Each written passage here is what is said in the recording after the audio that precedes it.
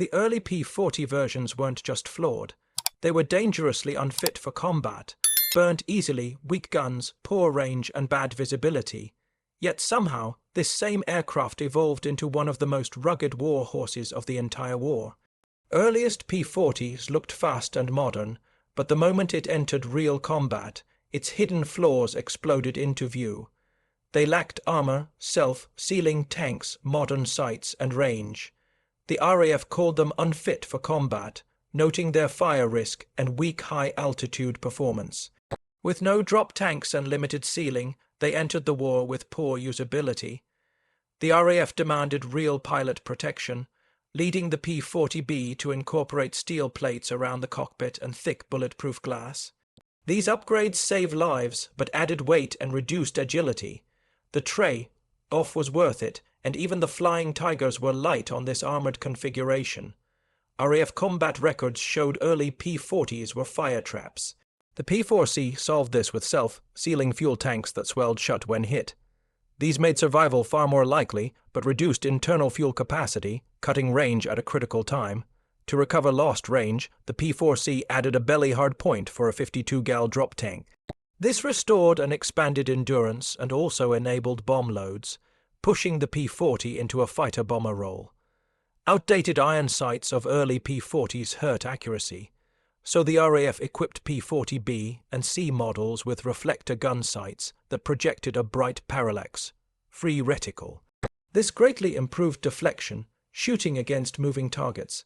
The iron sight stayed only as backup, but the optical upgrade finally modernized the P-40's combat aiming capabilities. Combined armor, gun sights, self-sealing tanks, and extended range turned the P-40B and C into a rugged, reliable fighter. Heavier and slower to climb, it nevertheless survived damage that downed to their aircraft. Pilots used boom and zoom tactics, long patrols, and ground attack missions effectively, transforming the P-40B and C from fragile prototype into dependable warhorse. With their weak firepower, P-40B and C simply couldn't shoot down enemy fighters fast enough or survive long enough to win. Their mixed 30 and 50 caliber guns struggled against armored German bombers, and weak engine protection made head on attacks against Japanese fighters deadly. The P-40 needed heavier guns, stronger defenses, and a shift from light pursuit aircraft to true frontline killer. The P-40E fixed its firepower shortage with 6 wing, mounted 50 caliber Brownings, each with 235 rounds. This delivered an enormous volume of firepower, and finally gave the P-40 enough punch to shred Japanese fighters and damage tougher German aircraft. To support the heavier armament, the P-40E received the upgraded V1710 Allison engine and an entirely redesigned nose. Its new forward chin radiator increased drag, but offered excellent cooling in harsh climates. This redesign also created the famous open-mouth look, later painted with the iconic sharkmouth artwork. Survivability became central to the P-40E.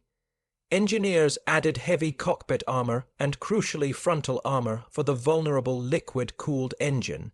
With fully self-sealing fuel tank standard, pilots could attack head-on with far more confidence. The added guns, armor, and fuel protection pushed the P-40's weight to about 9,100 lb, earning it the nickname lead sled. Climb rate suffered, especially at altitude.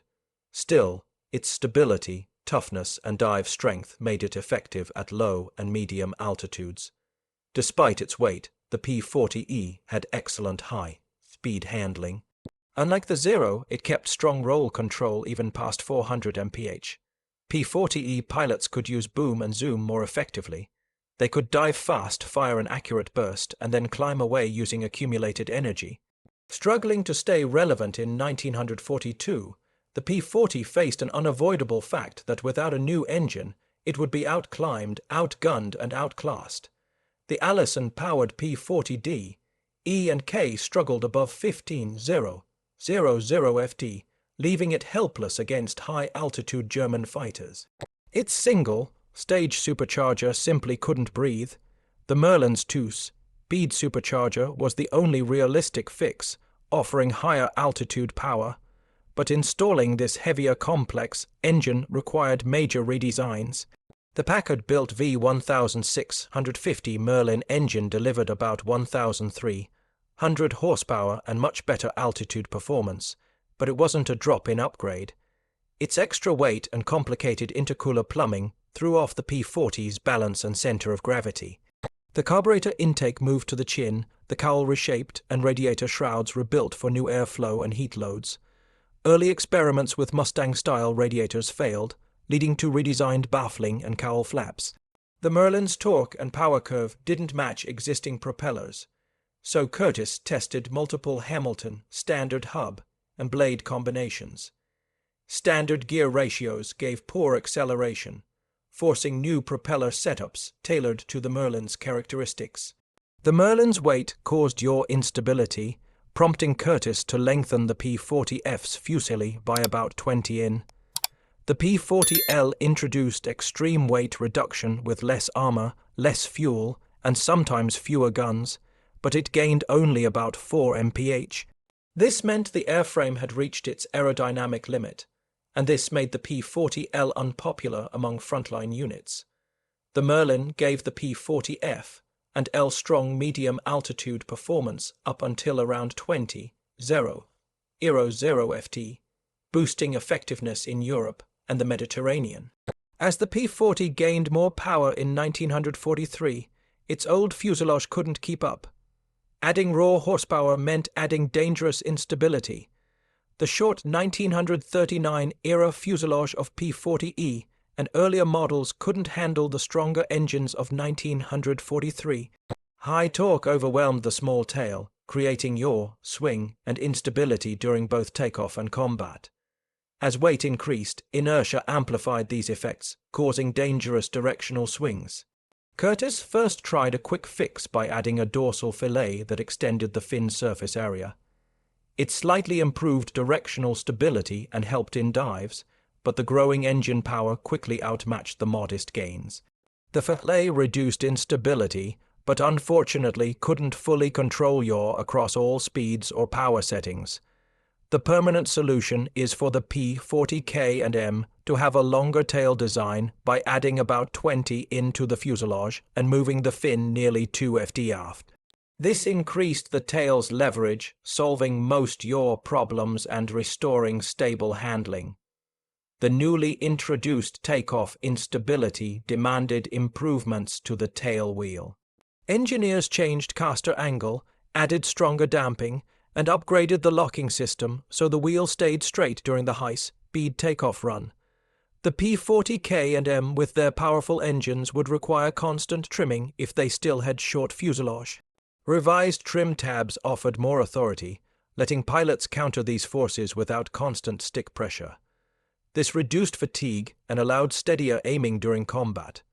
With the long tail and refined controls, the more powerful P-40K&M became far more stable in yaw and pitch. The stronger rudder authority improved gunnery accuracy, engine-out recovery, and overall safety. Operational records show fewer accidents among units with P-40K&M due to directional instability.